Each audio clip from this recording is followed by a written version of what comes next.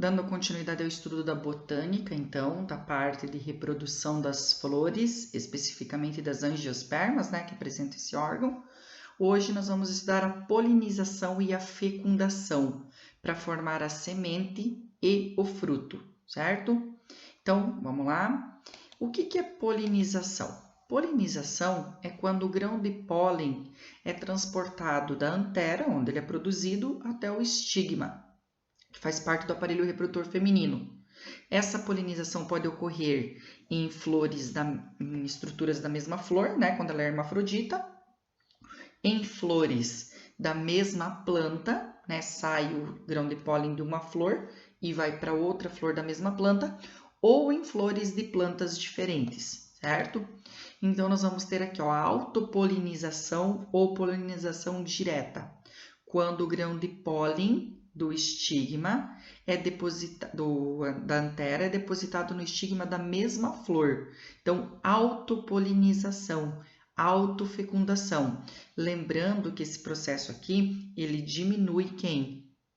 O processo de diferenciação, de variabilidade genética, né? Mecanismos que impedem a autopolinização. Quando que a autopolinização pode ser impedida? Heterostilia. Anteras e estigmas se localizam em níveis diferentes.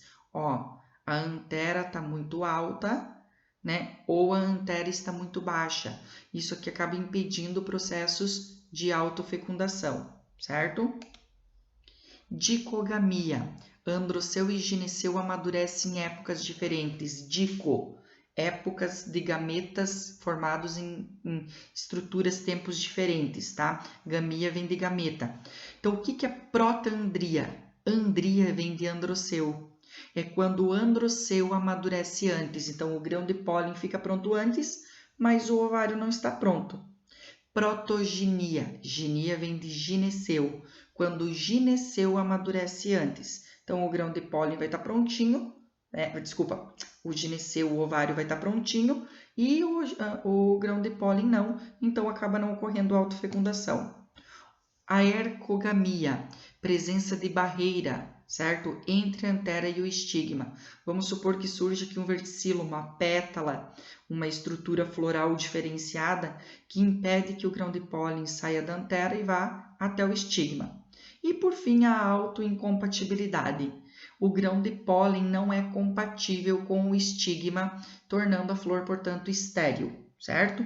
Então, a autoincompatibilidade, a ercogamia, dicogamia e heterostilia são mecanismos que impedem a autopolinização. O segundo tipo de polinização, que é o que aumenta a variabilidade genética, é a polinização cruzada ou indireta, certo? Quando ocorre entre flores de plantas diferentes. Ó, aqui ó, a flor, a polinização cruzada se dá quando grãos de pólens são transportados por agentes de polinização para outra flor da mesma espécie, certo?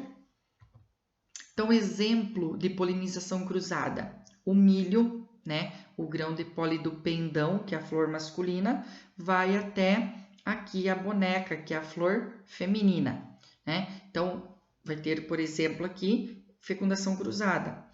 Como que se dá no milho? Por anemofilia. A anemofilia é quando a polinização ocorre pelo vento. Ornitofilia, por aves, quando aves estão envolvidas no processo de transporte do grão de pólen. Quiripterofilia, quando envolve morcegos. Morcegos só polinizam flores de cor branca, tá? E entomofilia, quando ocorre por insetos.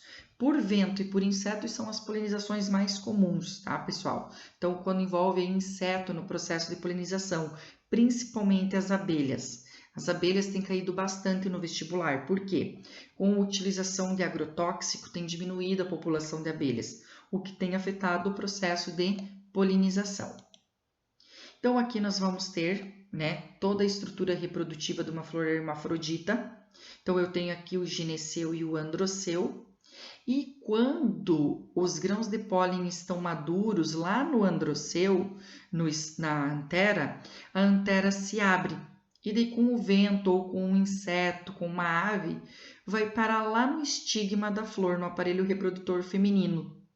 O grão de pólen germina o tubo polínico que desce pelo estilete, levando os 2 núcleos espermáticos até o ovário, que vai adentrar o óvulo. Então, aqui a parte feminina, ó, certo?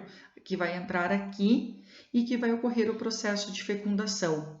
Quando os núcleos espermáticos, que são os gametas masculinos, presente aqui no grão de pólen, fecunda a oosfera, que é o gameta feminino, vai ocorrer a formação da flor e do fruto, do fruto e da semente, desculpa. O óvulo, que é interno, forma a semente. E o ovário vai se diferenciar dando origem a quem? Ao fruto, certo? Então, todo o processo de fecundação ocorre aqui dentro do ovário, no gineceu, ok? Nas angiospermas, isso cai muito na UniOeste, ocorre dupla fecundação, pessoal. Por quê? São 2 núcleos espermáticos que entram no ovário. Um fecunda a oosfera e outro fecunda quem? A célula central, que é uma célula que fica aqui no meio, dando origem ao endosperma. O endosperma é um material nutritivo que vai nutrir o embrião no início do desenvolvimento embrionário. Então, olhem aqui, ó. Um núcleo espermático fecunda a oosfera, que é o gameta feminino, dando origem ao embrião, que é o que vai germinar e formar a nova planta. O outro núcleo espermático, ele fecunda os núcleos polares, dando origem ao endosperma. Embrião mais endosperma forma a semente.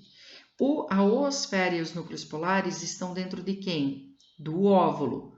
Portanto, o óvulo desenvolvido com o embrião e o endosperma dá origem à semente. Então, óvulo fecundado origina a semente. O ovário, que é a parte externa do carpelo, do gineceu, vai formar quem? O fruto, certo? Então, ovário fecundado, fruto, óvulo, semente. Nas angiospermas, não esqueçam, tem dupla fecundação. Por quê? São 2 núcleos espermáticos que vão estar no grão de pólen, que o núcleo espermático é o anterozoide, o gameta masculino. Um fecunda a oosfera, dá origem ao embrião. Outro fecunda os núcleos polares, dando origem ao endosperma, ok? E assim forma-se o fruto e a semente, os 2 últimos órgãos que a gente estuda na botânica.